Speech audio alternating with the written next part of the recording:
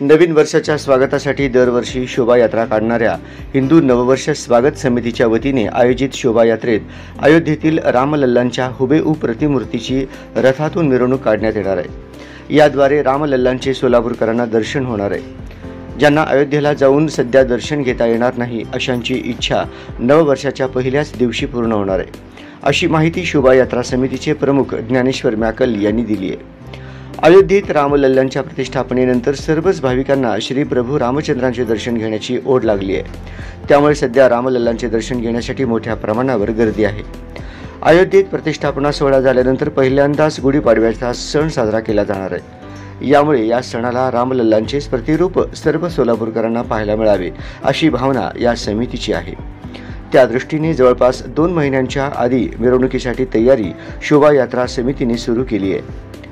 आता ही तयारी अंतिम टप्प्यात आली आहे। या मिरवणुकीत ढोल पथक, झांज पथक, पारंपरिक वाद्य, फेटेदारी महिलांचा सहभाग असणार आहे। याशिवाय समाज जागृती करणाऱ्या पथनाट्याचे 4 संघ आपली कलाकृती सादर करणार आहेत। या सगळ्यांतील समाजाला परंपरा, संस्कृती आणि समाज प्रबोधन या त्रिवेणी संगमासोबतच गुढीपाडव्याचा सण साजरा करण्याचा संदेश ही समिती देणार आहे। गुढीपाडव्याच्या दिवशी शोभायात्रा काढण्यात येणार असून ज्यांना अयोध्येला अजून जाता आले नाही त्या सर्व भक्तांना सोलापुरातच रामलल्लांचे प्रतिरूप पाहायला मिळेल।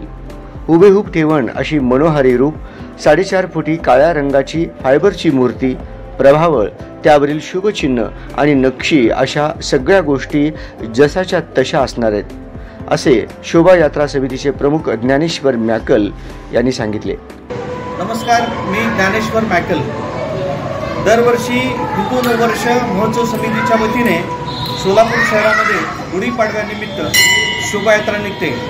यंदाच्या वर्षी दुपारी 4:30 वाजता बाळी वेसूतून ही शोभायात्रा प्रारंभ होणार आहे आणि ती संध्याकाळी 9:30 वाजता शिवस्मारकमध्ये त्याचा समारोप होणार आहे। यंदाच्या शोभायात्रेमध्ये वैशिष्ट्य म्हणजे शोभायात्रेत अयोध्या येथील रामलल्लांचे दर्शन अशा पद्धतीने त्याचं स्लोगन असणार आहे।